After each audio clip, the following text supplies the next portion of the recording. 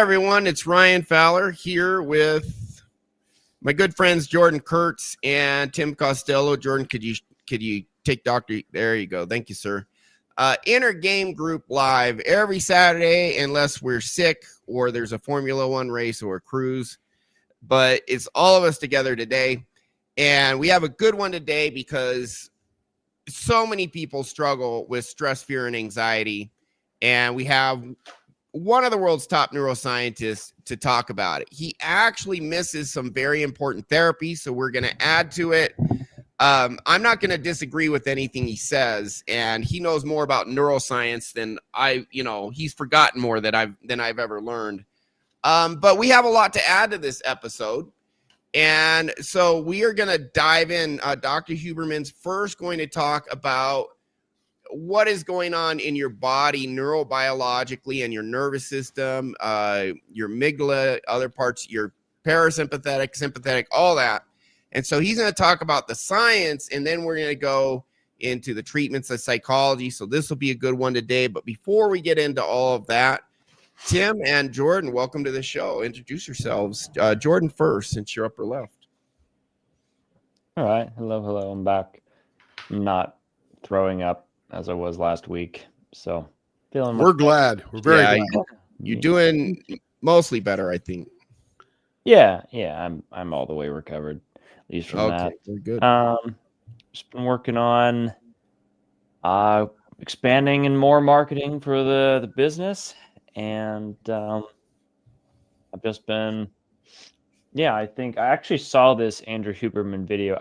Tim actually beat me to the punch. I was going to recommend it. I actually put it in my favorites, but so good. I'm glad to talk about it. Okay. And did you cue it up? I think you have it queued right around the 2-minute mark where he starts diving into what a stress response is and what's going on neurobiologically. That'd be a great spot to start it. Do you guys have anything to say about this clip or fear, anxiety, stress before we dive in? Well, Tim is going to introduce himself. I'm Tim with Tim Costello Hypnosis. I'm sorry. Hit me up. Left side at the bottom there. We do this week in and week out. No big deal, Ryan. What I like about this particular video is that we are getting closer and closer for, quite frankly, world-renowned specialists and bringing visibility to what trauma really is. There's a lot of people that talk about Brené Brown, Gabor Mate, Bessel van de Kolk, Bradshaw. All these guys have been talking about for 35 years, and they're now starting to focus in on exactly what all these responses are in our body, where they're coming from, and the ways to undo some of them, which is very, very exciting for me because this particular field will be the rest of my life. Until I leave this mortality, I will be helping people recover from, recover through, help them heal themselves from the things that happened in their childhood that they had very little recollection of, but their body knows it's there, and the trauma they suffered and developed because of it. So yeah, it's a very exciting topic. Beautifully said, Tim. And so let's go ahead and go to this clip, and we will just start diving in. We might watch a few minutes first, but there is some stuff to add here. Let's make sure we not go too long on each one segment because we'll get struck or we'll get turned off or whatever. Yeah, there's all sorts of stuff. That's what's funny is we keep talking about we shouldn't interrupt it as much, and then last week we let it go for 5 minutes straight, and we get our show gets interrupted because we violate policies. It then doesn't think we're doing fair use commenting. So goes on. Go ahead. In our mind and in our body that together we call an emotion. So let's talk first about what fear isn't. Most people are familiar with stress, both as a concept and as an experience. Stress is a physiological response, and it is fair to say that we cannot have fear without having several, if not all, of the elements of the stress response. However, we can have stress without having fear. Likewise, people are familiar with the phrase, or the word rather, anxiety. Anxiety tends to be stress about some future event, although it can mean other things as well. We can't really have fear without seeing or observing or experiencing some of the elements of anxiety, but we can have anxiety without having fear. So what you're starting to realize is that fear is built up from certain basic elements that include stress and anxiety. And then there is trauma. The operational definition of trauma is that some fear took place, which of course includes stress and anxiety, and that fear somehow gets embedded or activated in our nervous system such that it shows up at times when it's maladaptive, meaning that fear doesn't serve us well and it gets reactivated at various times. The reason I'm putting all this word soup around fear out. I love that definition. Yeah, and we can add to it, but go ahead. Here's why. So a couple of things he said was that this fear happened at some point. Imagine yourself a 3-year-old little person and your mom and dad screaming at the top of their lungs at each other in a drunken rage, so on and so forth. Whatever's happening, you experience fear and don't even know why. And then it happens again in 3 days. And then it happens again in another 2 days. Or now your mom slaps your dad, or your dad punches your mom. There's a lot of fear for a little child that they don't understand, that is now being embedded as trauma into their subconscious. I love that definition he just gave, because now when a situation like that appears in your future, you now will remember that subconsciously, and you will generate a response in your body that was the exact same thing you felt then. I love that definition. He didn't explain it like we do, but Ryan, just jump right in there, babe. I know you got a bunch. Yeah, so I want to add to what types of things make a child with relation to their parents or their family, but especially their parents by far. What makes a child feel fear and why? So, if a child sees their mom and dad fighting, they're not even paying attention to the child. So why is the child afraid? Because the child actually is afraid for himself or herself, even though they are not being threatened. They see mom and dad fight. Why is that? Why does that trigger fear? Well, it's because every child instinctively knows they need their parents to survive. So this is why abandonment causes trauma. They neglect, their parents aren't around. It's their parents are, my mom and dad, where are they? They're not taking care of me. I need them. So we have this instinctive belief, and it's true. Like in ancient times, well, it's true now. If your parents don't take care of you, you don't know how to get food, water, shelter, clothe yourself. You're 2 years old. And so children know at an instinctive level, they need their mom and dad for survival. So what's the mom and dad are fighting? What's the implication? What if one of them kills the other or they leave? What happens? There goes half of what I need to survive because mom and dad broke up. This is why divorce is so traumatic and screws kids up, because you only got one now, or you got one at one time, but you don't have both together anymore. It's literally a survival threat. If your parents nonstop disapprove of you and give you feedback that they don't want you, they don't love you, they don't value you, then it's a fear. Well, if they don't want, love, and value me, they may abandon me. And then I have no one to take care of me, and I can't take care of myself. So especially in relation to parents, if you feel one of them's going to leave, if you're afraid they might leave because they don't love you and you're getting feedback they don't, or they don't approve, or they're fighting with each other, or even worse, it's all really bad. They start beating you, hitting you. This is all at an existential level terrifying to a child. They don't know why, maybe consciously, but they're going to feel terror because at just this very base primal level, they need their parents to be stable, together, capable, wise, strong. That's why we idealize our parents, because we need them to be ideal. So we feel they are able to take care of us, but we need to feel that they want us, that they will take care of us, and that both of them will, and not split up or any of that. And so that everything you said, Tim, and talking about how fear leads to trauma. In childhood, it's not anxiety. It's not just stress when you're a kid. It is terror. It is fear when you see your parents not doing anything that makes you think one or more of them may not be there for me. Right. And not take care of me, and then I could die. Beautifully done. Yeah. So you can keep going unless you have something, Jordan. And that's why we like to use that term maladaptive, because when you're a kid, that belief is actually quite rational. I mean, if your parents are unstable, you're going to, and you may actually, potentially die. And so there's nothing.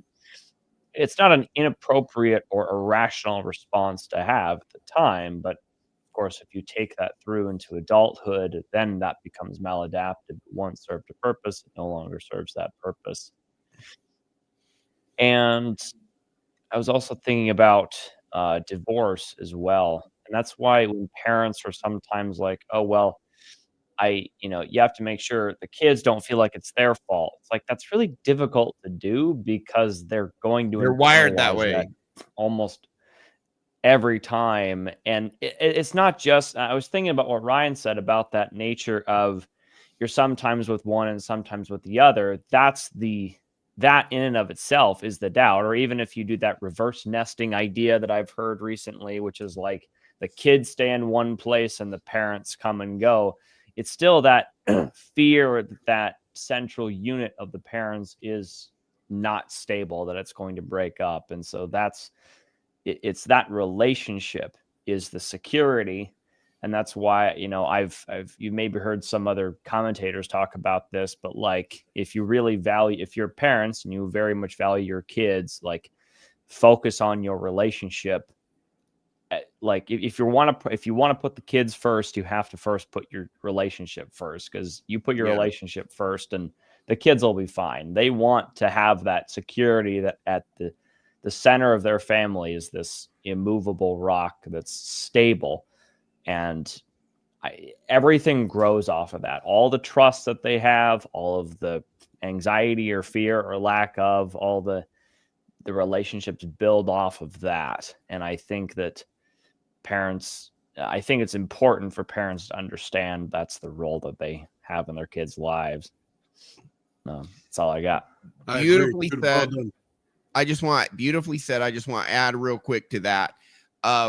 One of the greatest things you can do for your children's health as a mom and dad is to have husband and wife have a healthy, stable, more or less, it's not perfect, but healthy, stable, loving relationship, and your kids see it. And children, one of the greatest ways children learn is just flat out observing. And so if a child observes his mom and dad having a stable, loving relationship, more or less, again, no one's perfect, but you're in that vein, that is the number one thing by far that's going to lead them to develop a secure attachment style and get in a healthy relationship when they're older. That's going to be their template that they are going to then play out later on in life. Good point on that, Ryan, that you said we're not all perfect, etc. I mean, Carrie and I have been married for 42 years. We'll have a spat now and again, but afterwards, tremendous love flows and relationship and communication and stuff like that, right? Yeah. Your kids will pick up on that. They get your emotion when you're just downright maybe righteously angry versus venomous hatred towards somebody. So they'll pick up on that energy that's flowing between you two. So if you're just having a spat with a bunch of love afterwards, the kids are okay. But if you have this thing that's unresolved and there's a lot of venomous energy and hatred running around, they'll pick up on that big time. Yeah, they'll pick up on how you resolve conflict. Yep. And I remember there was this Dr. Gabor Mate video we watched where he was talking about what traumatizes children. And he said, let's say a dog bites a child.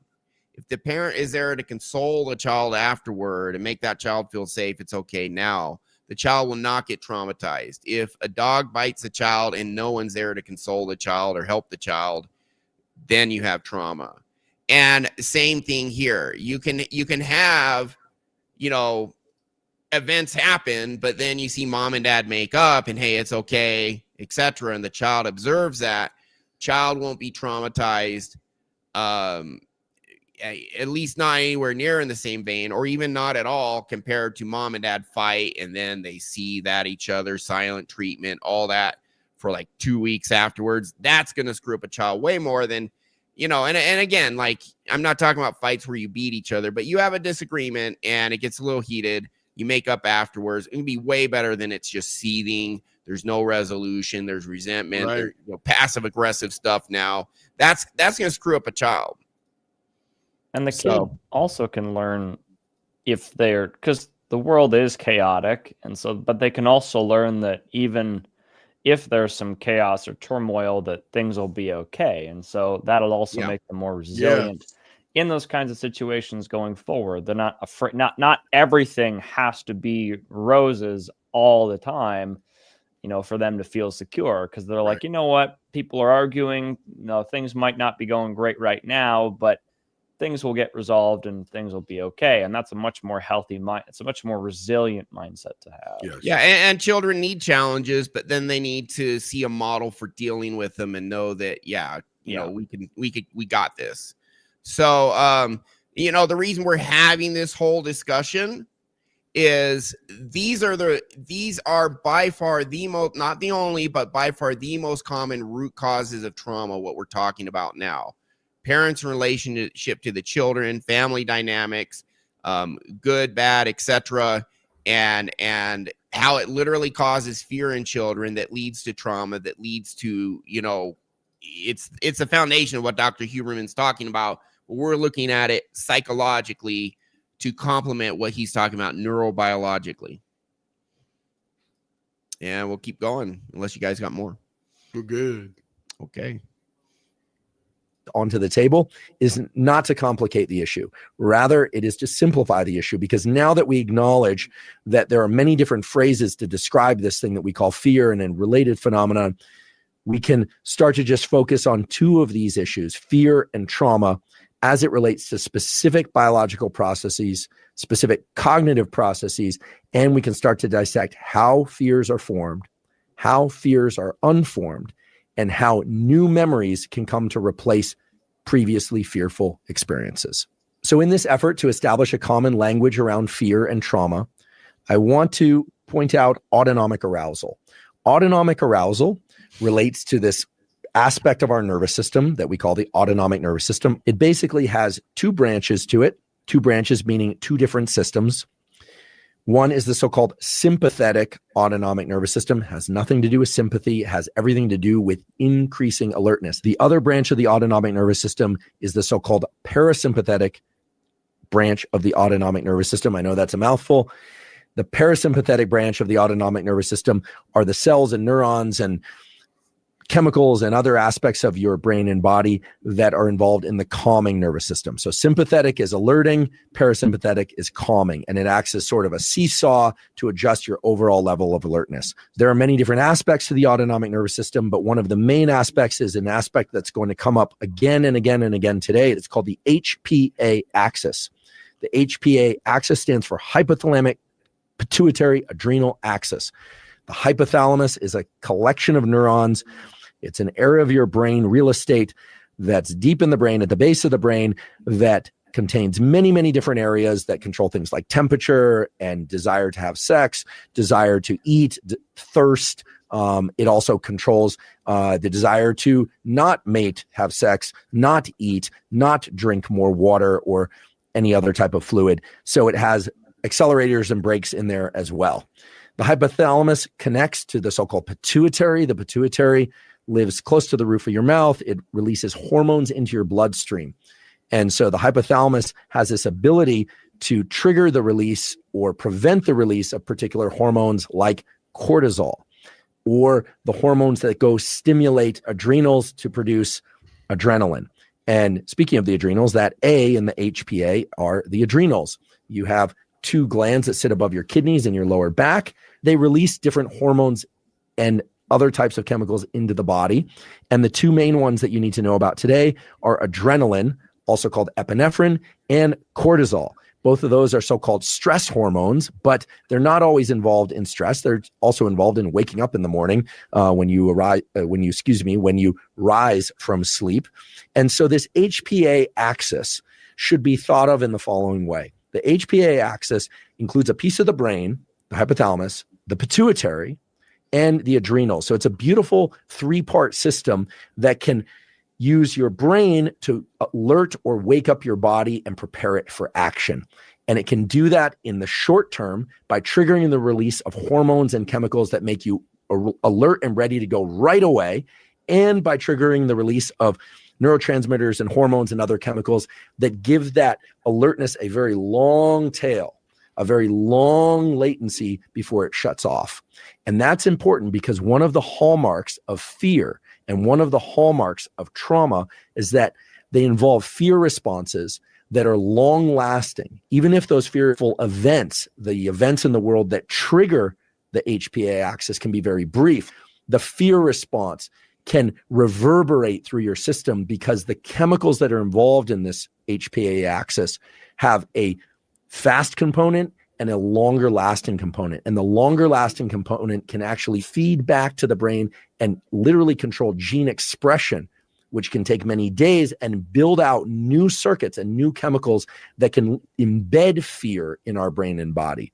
We can't really have a discussion about fear without discussing the famous amygdala. Stop right there real quick. Famous because I think most that's what he's saying. Trauma gets embedded.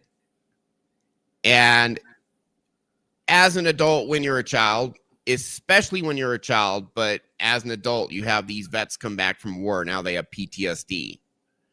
And so a very brief event can honestly embed trauma in you that lasts the rest of your life, especially when you're a child, but also potentially as an adult. Now, one other thing he mentioned our parasympathetic nervous system. At some point, we got to do a show on the vagus nerve. Vagus nerve it's one of the really big nerves that comes out of the brain spinal cord, and then it branches off into a bunch of I think they call them axons, which are like the smaller nerve endings. And when you know how to stimulate it in a certain way, it actually calms you down. And so it's part of the solution to managing or mitigating fear, stress, and anxiety. So I think that's enough of the biology. He's basically saying trauma gets embedded and it will reverberate for years, decades, even longer when it's traumatic. I want to skip to the solutions because he starts getting in all sorts of biology and it's just kind of a little too much. Do you guys have anything to add? Not right now. Okay. So I guess the only other thing I would add is the trigger for stress, fear, anxiety is what we observe, and some of it our brain instinctively ties to danger. Like with spiders and snakes, there's spiders and snakes everywhere in the world, and people everywhere in the world see a nasty spider or a snake and they get a little freaked out. It's an instinctive response. And, you know, maybe the guy is like, yeah, I'll take care of this. But, you know, when he sees it too, could be a second, half a second. Like, ah, shit, spider. We won't tell anyone that. But so that's instinct.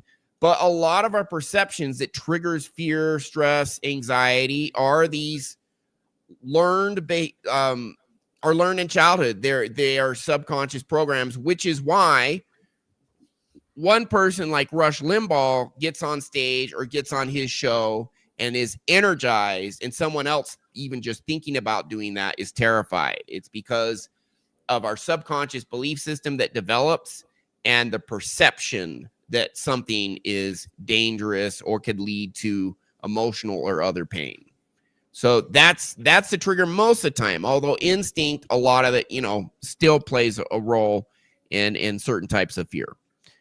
And unless you guys have anything to add, then could you go to the part where they start talking about the therapies? You remember where that is? Oh, yeah, it's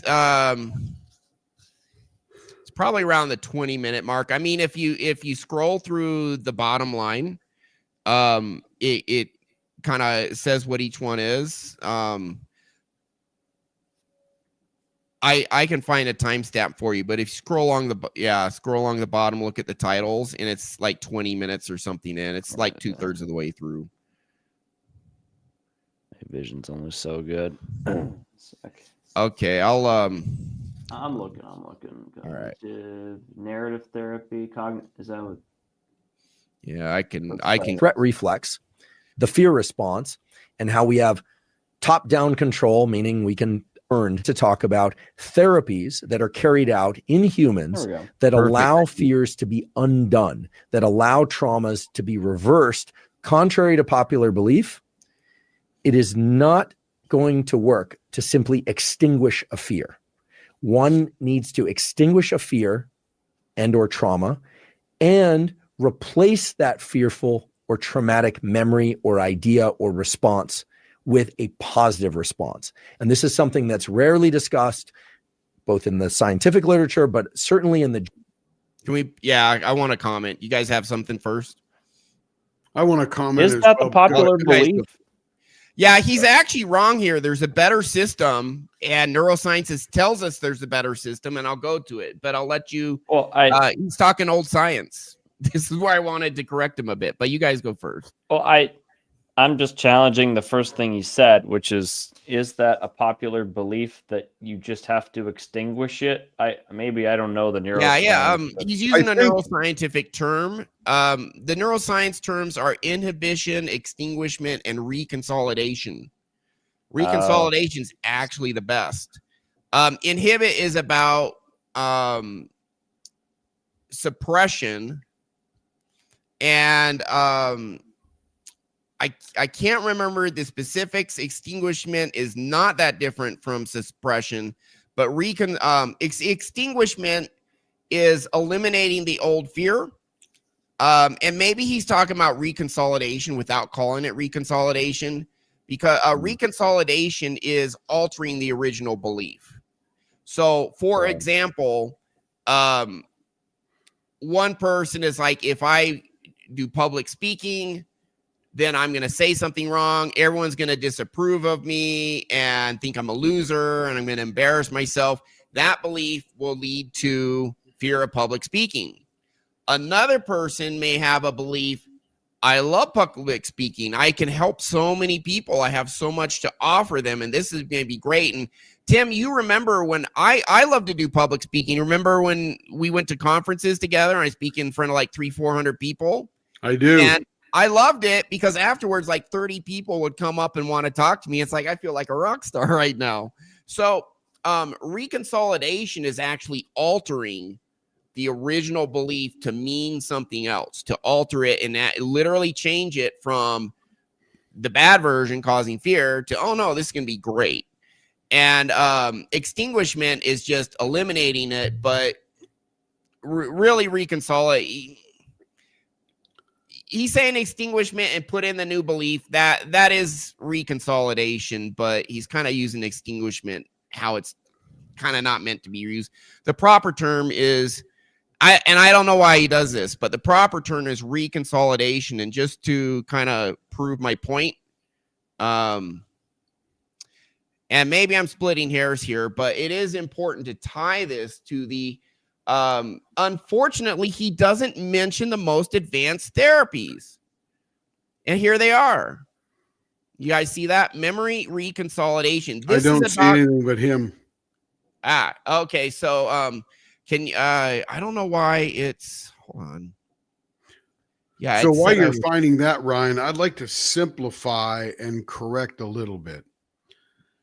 Yeah. I personally have never been involved in eliminating someone's memory. There you go. I have been very involved, and this is what you're talking about, the reconsolidation, in understanding where the response, the emotional response that is maladaptive, is coming from. In other words, what generated that root cause.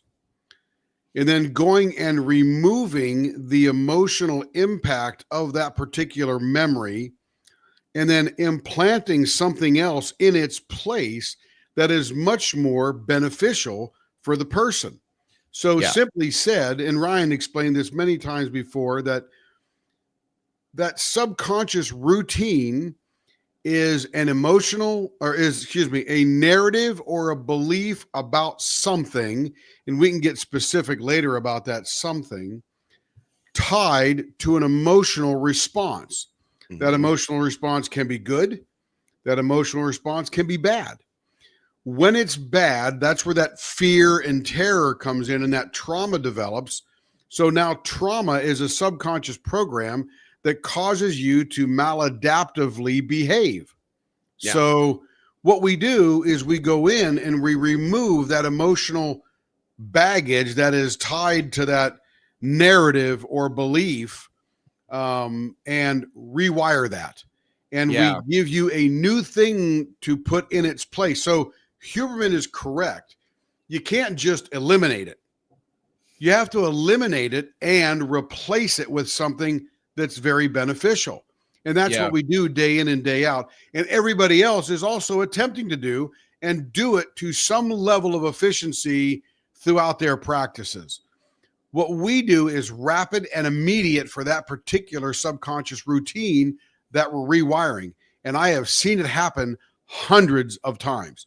It is absolutely amazing to observe and participate in. And Huberman has admitted this on other routines and other programs he's had, that what we do is superior to many other modalities. Take it away, Ryan. Yeah, so he mentions in another podcast, and I don't have the link, he mentions, and maybe he doesn't believe this works for fear, and that's why he doesn't say hypnosis here, because he's more focused on fear. But he's mentioned, hypnosis is helps 90% of people reduce or eliminate maladaptive anxiety. He said that. Memory reconsolidation, that's a neuroscience term. So instead of saying you extinguish it and then put a new belief in, well, that's great. I don't know why he's not using the correct term, and honestly being a little off as to the best way to do this. He's human, so it's cool. I mean, like I said, he's forgotten more about neuroscience than I've ever learned. And he doesn't, when he goes into the therapies you should use, this is where I have a major disagreement with him, because he's talking about therapies, mainstream therapies that were established 60 years ago about being effective. But memory reconsolidation and these new techniques are backed by science, and he never mentions EMDR. EMDR, eye motion desensitization and reprocessing, is now being taught in some universities, and it's considered the #1 way to eliminate PTSD, to like get it down to 0 and to get out of your nervous system. So he's going to talk about some other therapies, and he's talking about, it takes time, it takes repetition for this. Yeah, for the old therapies. For the new ones, 1 to 3 sessions with hypnosis, without hypnosis, maybe 12. But it's this memory reconsolidate. You fix the nervous system and the narrative in the brain cognitively. You fix both. But there are better therapies, much better than the ones he talks about here. And I don't know why he doesn't mention them here. He's a human being. It's all good. So, no one's perfect. But I just want to point out the science is better than what he's presenting here. And when it comes to the cure, although when he gets into, psychedelics, I'm not saying anything he's talking about isn't helpful. He's just not talking about the cutting edge. I'm not sure why. I guess maybe he just made an honest mistake here. So we'll keep playing unless you guys have anything to add. Jordan, it's up to you.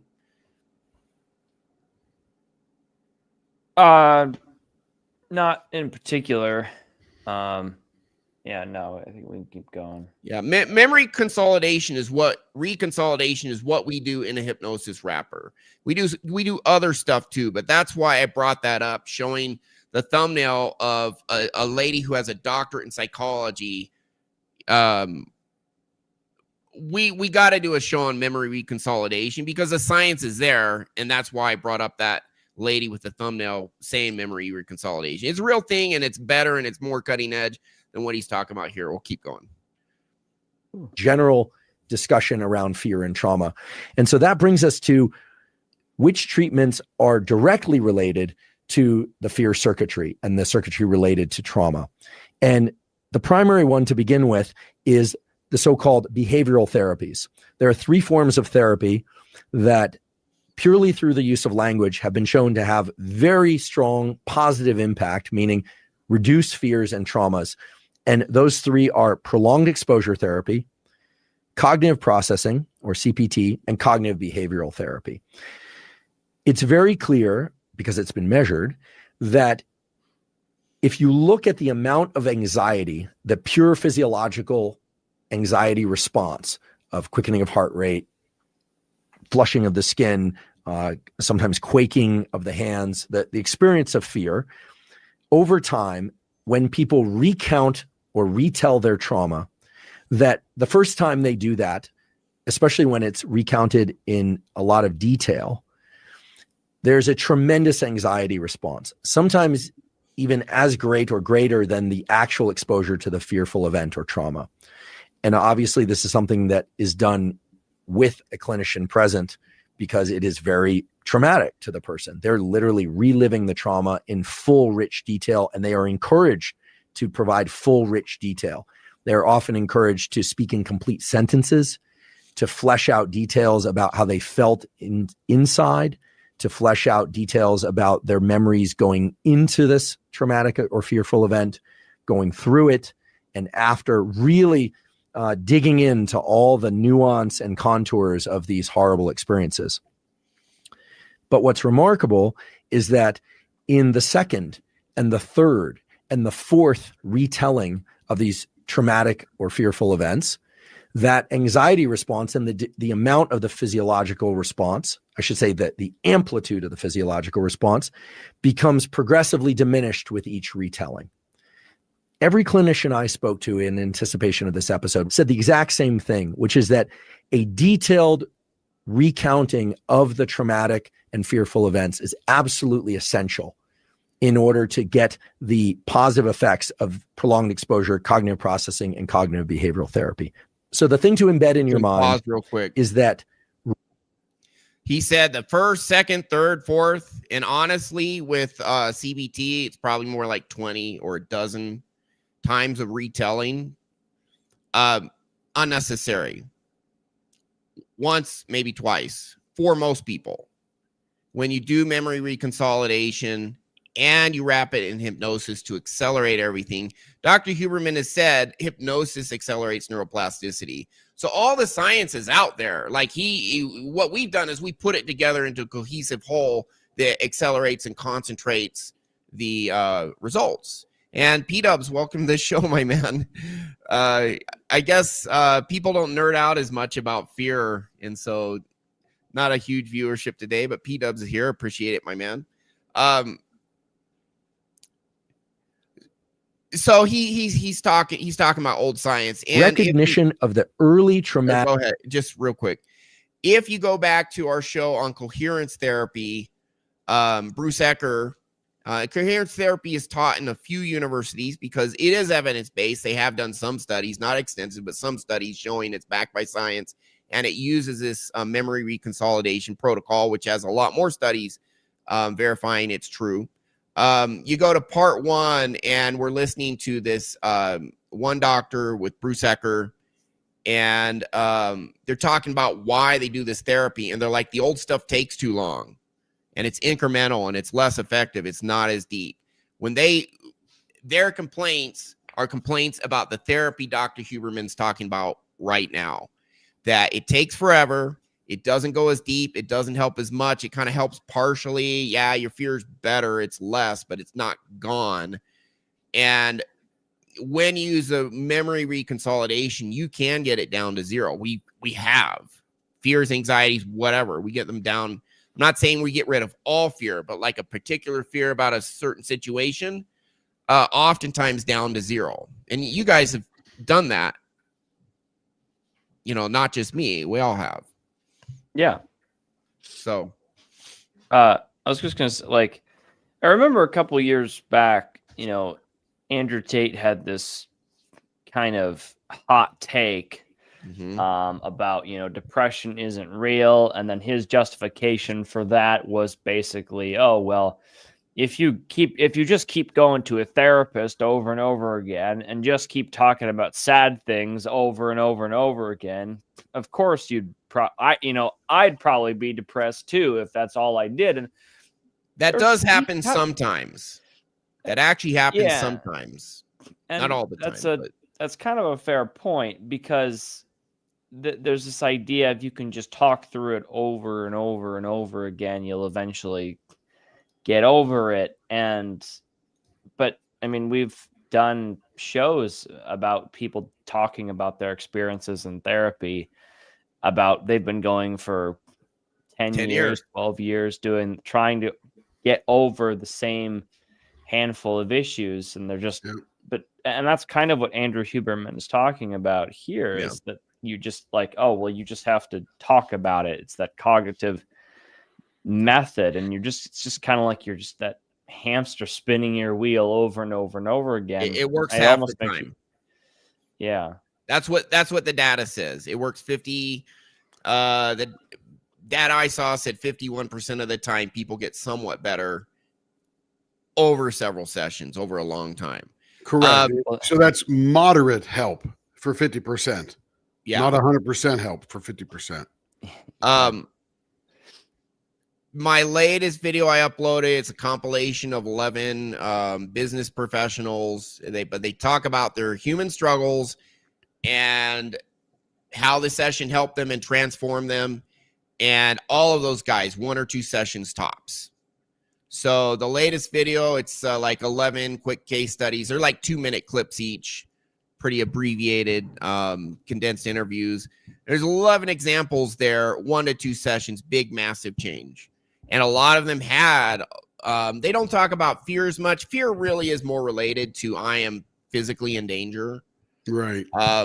You know, anxiety can be I'm worried about a future physical danger, or more often it's worry about triggering toxic shame. Like people are I'm worried about this presentation I have to give because everyone's going to be there and they're going to be critiquing me. And what if I screw up and now they think I'm an idiot? So anxiety is about either future fear that is not in the moment right now, or it's about anticipating something that can trigger toxic shame or feeling not good enough or rejection by the tribe. So anyways. Yeah, so we'll keep on going. I think next week we need to do that memory reconsolidation video. We need to do something on memory reconsolidation and show people, okay, here's the latest techniques that are evidence backed that actually work better than what Dr. Huberman's talking about. Anyways, we'll keep going. You bet. Yeah, okay.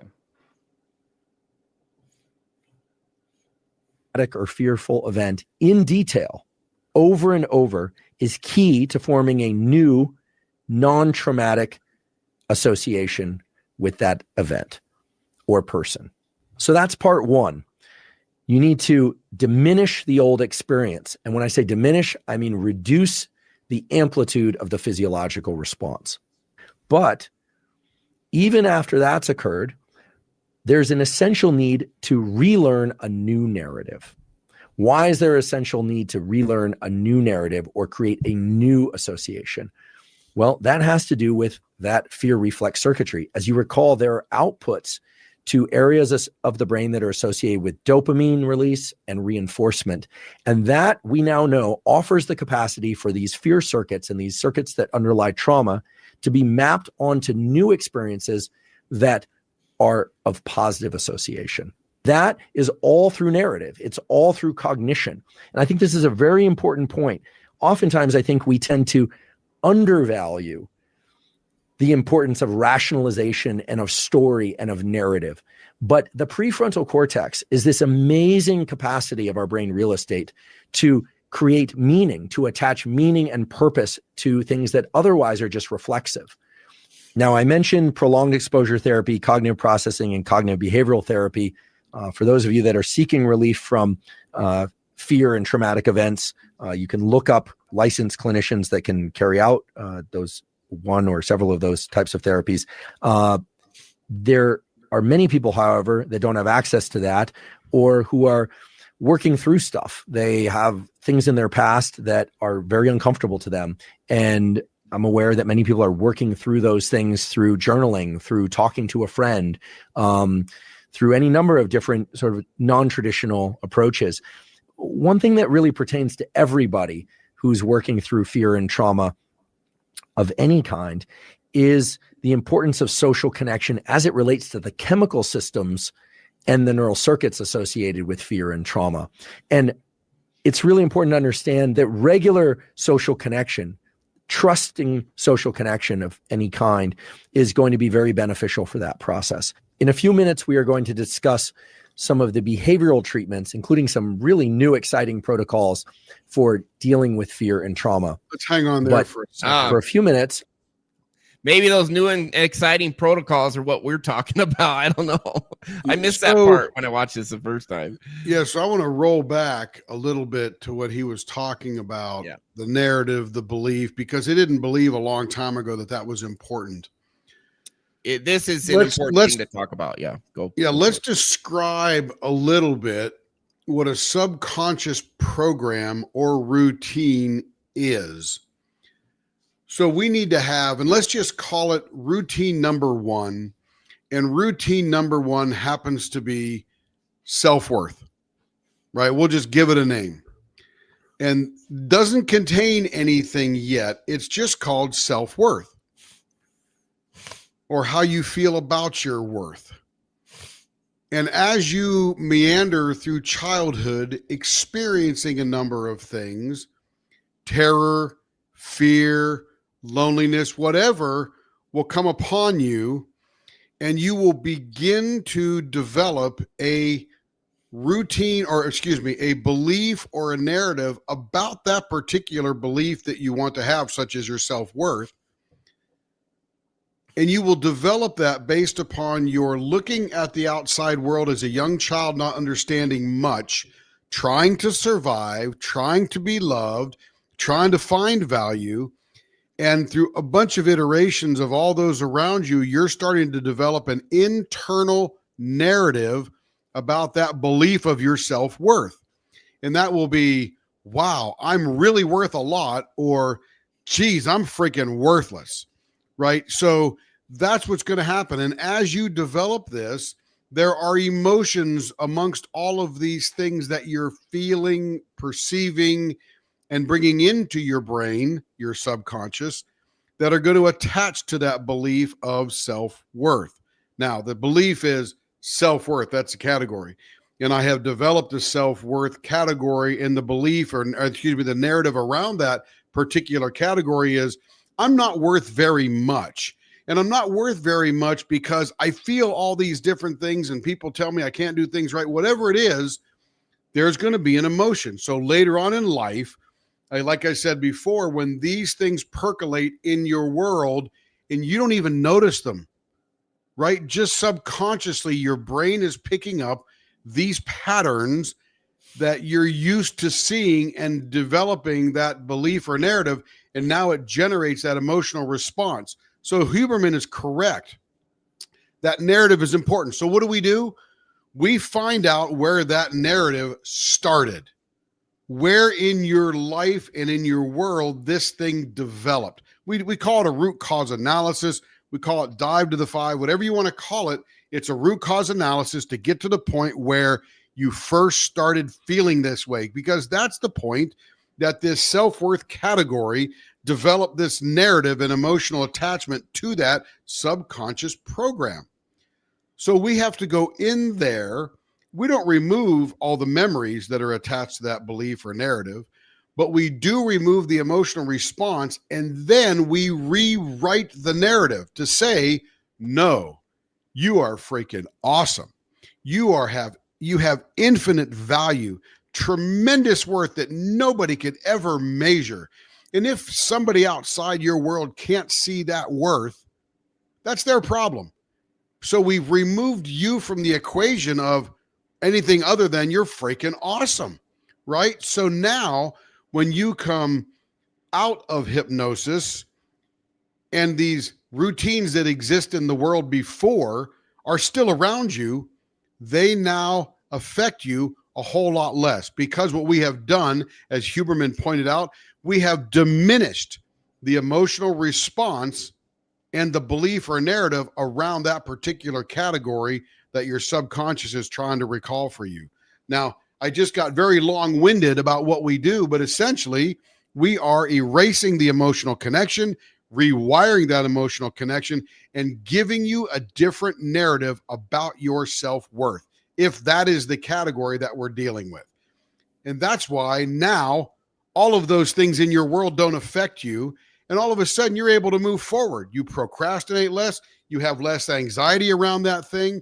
You make better friends. You now get rid of people who negatively are trying to affect you. So Andrew Huberman is sort of on the money, but he's talking around exactly what's going on. And again, very good. And again, he knows much more about neuroscience than any of us will ever know. Yeah, and I'll give Dr. Huberman an out here, because he did just say in another episode, I'll talk about the new stuff coming up, which is what we do. And I will say, so memory reconsolidation, it was discovered about 20, 25 years ago, maybe even a little longer. I mean, there's like a 6-year window where they're doing a lot of research and figuring out how this part of the brain works.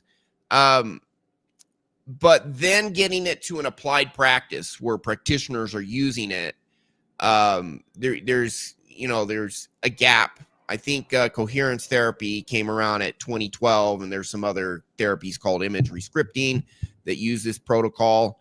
So there's a gap, but maybe one of the reasons I thought that he didn't mention these therapies now is they're not even fully explored, meaning the protocol is well established. They know it works, but the science has been done on, we have this amazing technique. What can it do? And that hasn't been fully scientifically explored. So that might be why he's holding back here and then saying, we got some, great new stuff that's really going to help. I'll mention that in another episode. And I imagine he's got to mention at least EMDR.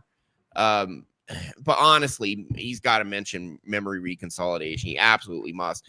One thing he did that is really great that I really love is he's really talking about trauma is embedded in your nervous system, but then we have a narrative in our brain that can trigger that trauma and lead to that fear response, getting dysregulated, anxiety, whatever it may be.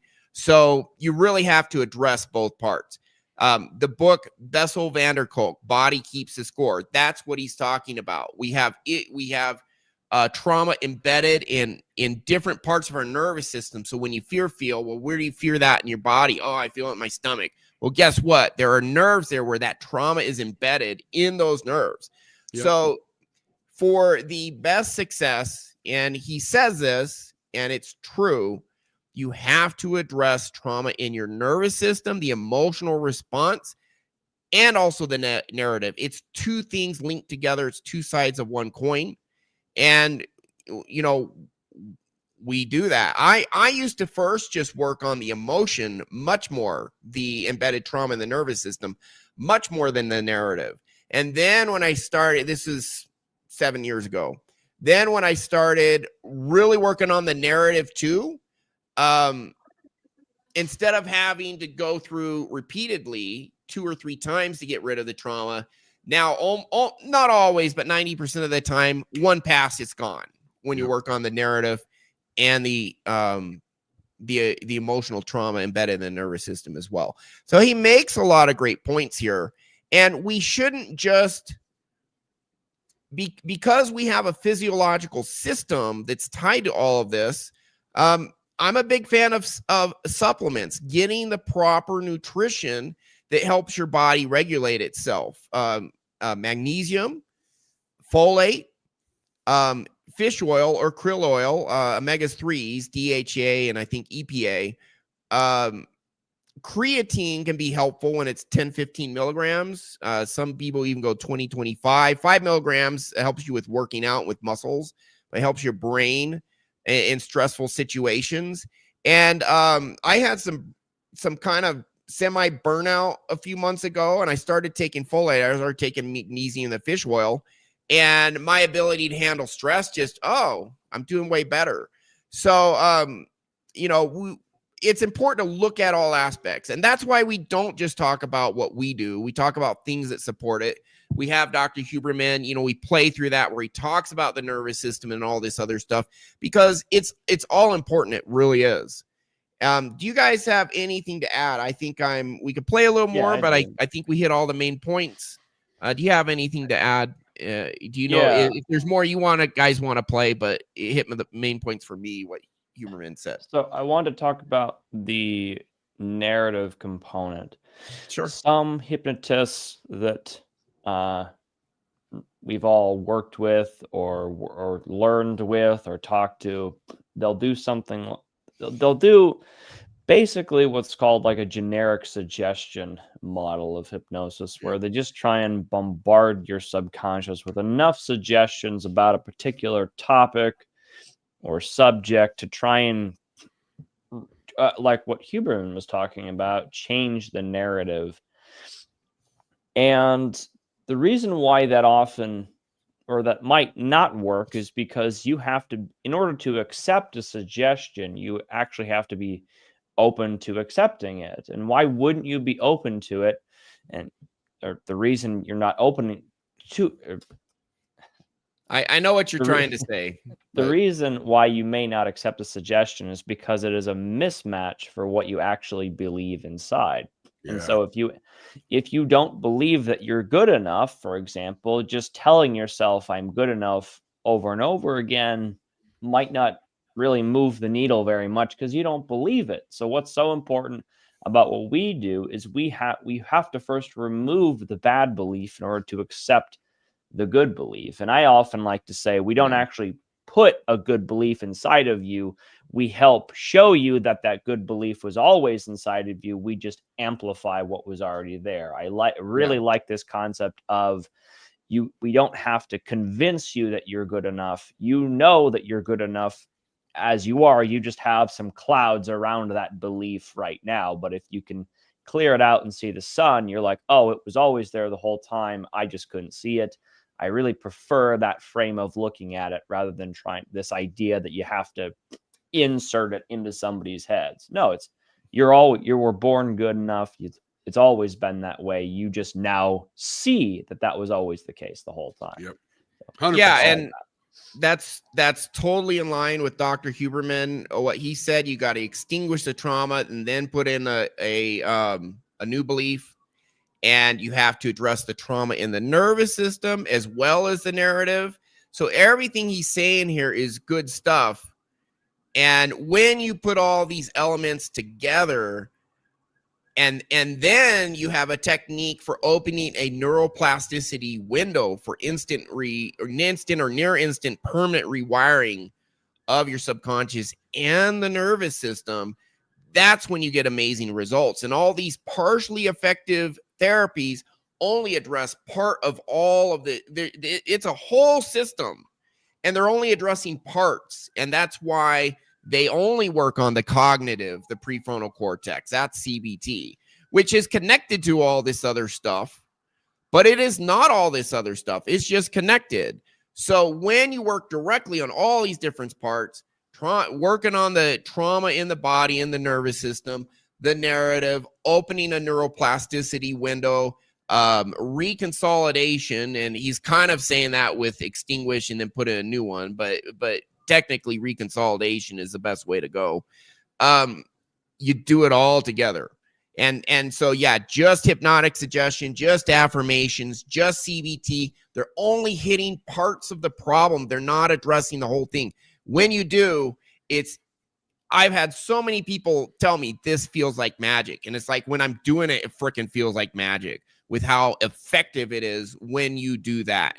It's just absolutely astounding, the massive transformations you can get. Your wife had one session and she went from 20, 30 times trying to start a business and always self-sabotaging. One session, boom, new business started, and you guys are backlogged 1 month, 2 month, 3 months on orders. You were backlogged 3 months. You got caught up a little, but you have literally more business than you can handle from one session, which set her free. And then you did one more session for her, and these other issues struggling with her whole life, totally gone. And now you tell me she's sitting on the couch. She's like, Tim, I'm just happy. What the hell is this? Yep. She doesn't say hell, but happy. Happy. That's what you can do when you address the whole system properly. Because she's lit up from the inside. Yeah. And assuming, Dr. Huberman, I didn't catch that part at the end where he says, oh, we're going to talk about even better stuff, the newer, really cool stuff. I thought this episode was standalone with the recommended therapy. So I was kind of disappointed. I'm like, what? You don't even mention EMDR? Come on, Andrew. EMDR is being taught in dozens of universities now. You don't even mention that specifically for reducing trauma or eliminating it. But he gets an out now because he said that at the end that he has more coming. Anything final to add? Or you guys want to play a little more? I'm pretty much done. Oh, I think we hit all the bases. But so I got two screens rolling. One is the video, which is delayed about 8 seconds. Yeah. And then the other one is StreamYard, where it's live. Yeah. She just walked in behind me, watched the YouTube feed, which was slow, and then all of a sudden realized, oh, I'm on camera. Yeah, I saw that. It's funny. And she ducked and ran. It's all good. Anyway, good topic today. I love it. All right. So now you guys understand what's going on when you get freaked out about stuff. And I do think we need to do an episode on memory reconsolidation next week, because it is it's not the only tool we use, but it's massive. It is absolutely a massive, and neuroscience has known about this as all the clinical university research backing up that it is absolutely awesome. So let's talk about that next week. Fantastic. But for now, sound good to you guys? Absolutely. Good deal. But for now, if you struggle with phobias, fears, constantly stressed out, and hey, I understand sometimes people are in very stressful situations and you just manage it. But if you're chronically stressed out, if you have dysfunctional anxiety, dysfunctional fear, just whatever, you don't need to stay there. You can actually rewire your brain, your nervous system, get to a much better place, and it makes a huge difference. You can do it. The technology is there. Yes, the cutting edge stuff, 5% of practitioners practice it at all, not even if, effective or not. So this stuff is just emerging, but it is emerging. The science is there. You don't need to stay stuck. You truly do. And you can make these changes. Again, not for 100% of people, but most people can make these changes very rapidly, deeply, profoundly change your life. like that within a few hours. It's totally doable. We'll dive into a very important technique that science has discovered next week, memory consolidation. You can do it. Don't lose hope, because you truly do have more power than you know. That's our show. Thank you.